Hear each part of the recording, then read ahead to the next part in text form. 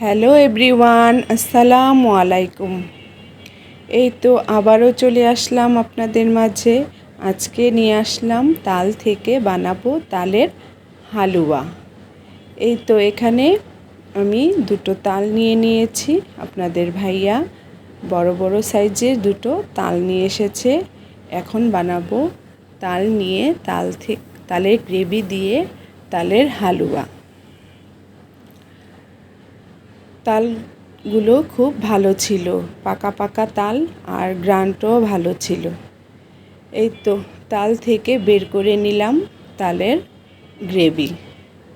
গ্রেভিগুলো আমি আগের ভিডিওতে আপনাদের দেখিয়ে দিয়েছি তালের বড়ার রেসিপিতে। এখন আর দেখালাম না, তাই এখন গ্রেভিগুলো বের করে এখন চলে যাব সরাসরি তালের হালুয়া বানাতে। এই তো এখানে আমি কড়াইতে একটু তেল ছিল, এই তেলের কড়াইতে আমি দিয়ে দিলাম তালের গ্রেভিগুলো। এখন এই তেলের মধ্যে আমি একটু ভালো করে ভাজা ভাজা করে নেব 10 মিনিটের মতো। হালুয়া মানেই নাড়াচাড়া, নাড়াচাড়া যত করবেন ততই হালুয়া টেস্ট। আর নাড়াচাড়া না হলে তো তা হালুয়া হবেই না। এই তো নাড়াচাড়া করতে আপনার হয়ে গেল, তালটা শুকিয়ে এসেছে। এখন এর মধ্যে এক এক করে অ্যাড করব দুধ, চিনি, নারকেল। দেখতেই পাচ্ছেন আমি সুন্দর করে ঢেলে নিলাম। এই তো এখানে নিয়ে নিলাম 1 কাপ পরিমাণের দুধ, নারকেল, আর সাথে 1 বাটি ভর্তি চিনি। আমি এখানে হালুয়ার মধ্যে চিনি ইউজ করছি। আর দুধ আমি আধা কেজি দুধ নিয়ে আমি 1 কাপ করেছি এখানে ঘন করে। এই তো 3টি উপকরণ দিয়ে এখন বানিয়ে নেব তালের হালুয়া। এখানে তালের হালুয়া ভাজা ভাজা হয়ে গেছে। এখন এর মধ্যে দিয়ে দেব চিনি।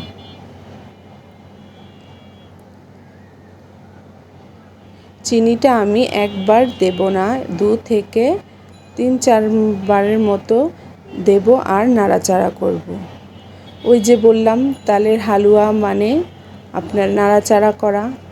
নাড়াচাড়া করতে করতে জীবন শেষ হয়ে যায়, যেই হালুয়া বানাই না কেন, বুটের হালুয়া, তালের হালুয়া, গাজরের হালুয়া, যাই হোক, যে হালুয়াই হোক, হালুয়া মানে অনেক কষ্ট। নাড়াচাড়া করতে করতে হাতের 12টা বেজে যায়। তারপরেও বানাতে হয় পরিবারের মুখের দিকে চেয়ে। কেন, হালুয়া মানে আর কি সবারই পছন্দ। এই তো বানাচ্ছি। আর তালের সিজনে আমার তালের বড়া বা হালুয়া দোনোটাই বানাতে হয়।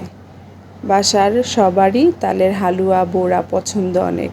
আমার বড় মেয়ের তো অনেক পছন্দ, হালুয়া বা বড়া যেটাই বলেন, ওর জন্য বানাতেই হবে। এই তো বড়া বানিয়েছিলাম তালের, এখন তালের হালুয়াও বানিয়েছি। এই তো 3-4 বারের মতো আমি চিনিটা অ্যাড করে বারবার নাড়াচাড়া করে নিলাম। চিনিটা দিলে হালুয়ার গ্রেভিটা কিন্তু পাতলা হয়ে যায়। আর নাড়াচাড়া করতে করতে এই গ্রেভিটা আমি শুকিয়ে ফেলেছি। দেখতেই পাচ্ছেন আমি কিভাবে পুরো প্রসেসিংটা আপনাদের সাথে কিন্তু শেয়ার করছি, দেখিয়েও দিচ্ছি। এখন দিয়ে দিলাম দুধ, ঘন করা দুধ দিয়ে এখন আবারও সেই দাও নাড়াচাড়া।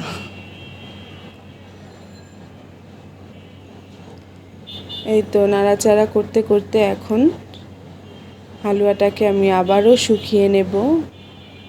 প্রায় অর্ধেকটা হয়ে গেছে শুকানো, আরও শুকাবে।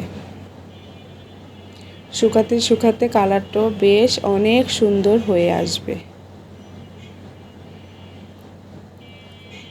এই তো নাড়াচাড়া করতে করতে অনেকটা আমি শুকিয়ে নিয়েছি।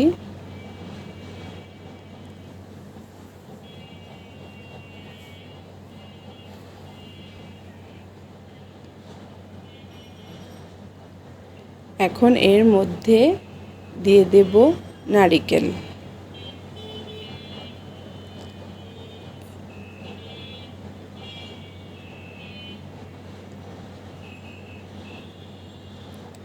এই তো পুরো প্রসেসিংটা আপনাদের দেখাচ্ছি।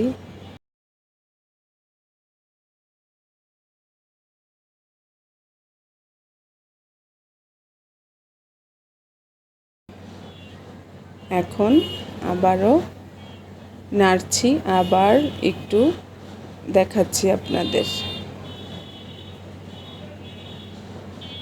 পুরো দুধটা কিন্তু আমি শুকিয়ে নিয়েছি এখানে। এখন দিয়ে দিচ্ছি নারিকেল। নারিকেল আমি আগে থেকেই কুড়িয়ে রেখেছি, দিয়ে দিলাম সম্পূর্ণ নারিকেল দিয়ে এখন নাড়াচাড়া করে, বেশি আর নাড়াচাড়া করতে হবে না, হয়ে গেছে আমার তালের হালুয়া।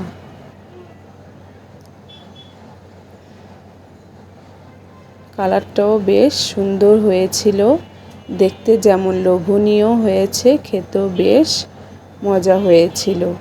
আমার মতো এমন করে সিজনে একবার হলেও তালের হালুয়া বা বড়া যাই বলেন বানিয়ে নিতে পারেন। আর ভালো হয়ে থাকলে লাইক, কমেন্ট, শেয়ার, সাথে সাবস্ক্রাইবও করে দিবেন। এখন শেষের দিকে দিয়ে দিচ্ছি বাঘা বাড়ির স্পেশাল ঘি। এই ঘিটা দিলে হালুয়ার মধ্যে স্বাদটা আপনার দ্বিগুণ চলে আসবে।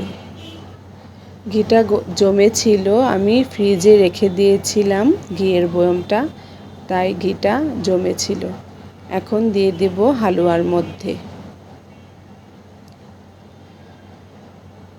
এখানে আমি 1 চামচ ভর্তি ঘি দিয়ে দিলাম।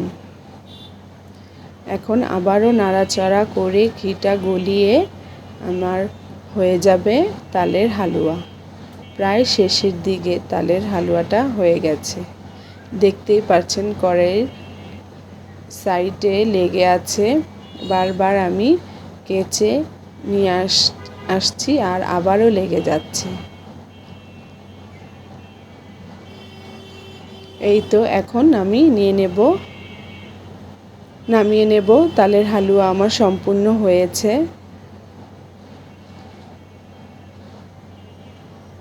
আমি আবারও বলছি, কালারটা যেমন সুন্দর হয়েছিল, খেতে অনেক মজা হয়েছিল। আপনারা বাসায় ট্রাই করবেন আমার মতো করে এই তালের হালুয়ার রেসিপি।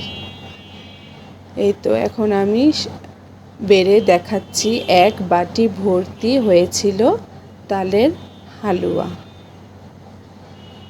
সকালে আপনারা রুটি, পরোটা যাই বলুন তার সাথে খেলে অনেক মজা লাগে তালের হালুয়া।